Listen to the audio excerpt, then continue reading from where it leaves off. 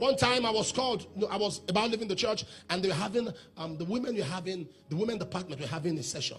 So, as I was driving, about leaving, I heard them say, Papa is around. I wasn't in church, I was leaving. Papa is around, Papa is around. So I told them to slow down.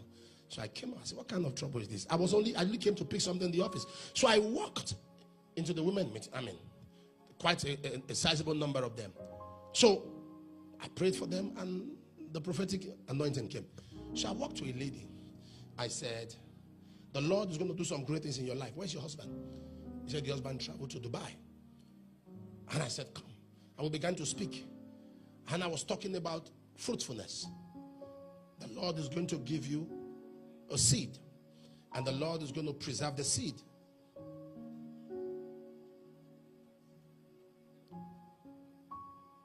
I didn't even know I had dedicated 4 of our children.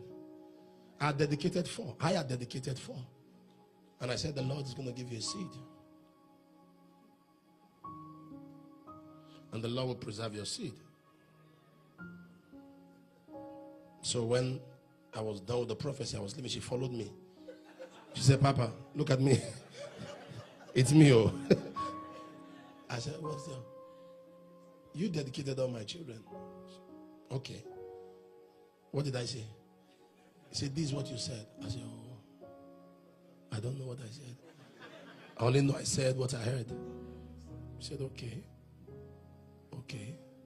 And she left. And I left. I entered the car. I said what I said. I just moved on. 2 weeks later, the son was brought from school. My head was brought from school. Passed out. And she was crying. She told the daughter, go and call this. And as the daughter was going, a vehicle ran over the daughter. So she brought, God sees ahead. She brought 2 of the children dead to the altar. Dead to the altar. And I was ministering outside the country, and they called me on phone that we have a situation. A woman is rolling and rolling because our 2 children are dead. I said, which woman? How? God didn't give us that word. There is nothing like that. And they reminded me. I said, then it's settled, because the solution is older than the problem. Am I communicating right now? The solution is older than the problem. Carry the corpse, the baby, put them on my chair, put them on my seat. Am I speaking here? And I caught the phone, and they did that. After 5 minutes, they come and say, sir, they are on the seat, oh, they are still dead. And I said, did I tell you to call me back? Put them on the seat, and that is all. He said, okay, sir. Okay, sir. Okay, sir.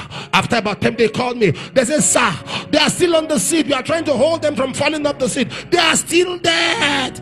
And I said, don't call me again. If a word has been spoken, what you do is obey the instruction and begin to thank God for the word. Begin to thank God for the information. Begin to thank God for the instruction. Begin to thank God for the declaration. God will not take thanks he's not worthy of. When you pray, you invite God. When you thank, you involve God. When you praise, you implicate God. And I said, just begin to thank God. And 2 people held the children from rolling up the seat, and the mother began to roll on the altar, thanking God, thanking God. The power of God came upon the children, and one of them yelled and screamed. The other sneezed, came back to life. There is power in what God has said. Stop trying to understand God. Stop trying to understand God. His ways are past finding out, and there's no searching to his understanding.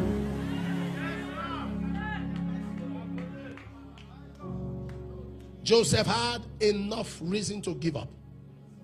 He had enough reason to give up.